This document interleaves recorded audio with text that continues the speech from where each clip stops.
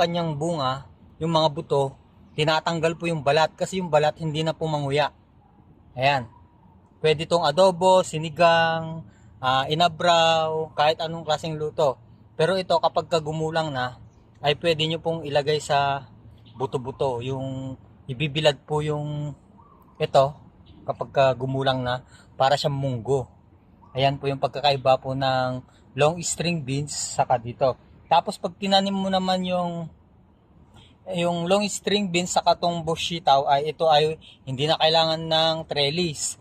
Yung isa naman ay kailangan ng tulos para may gapangan siya.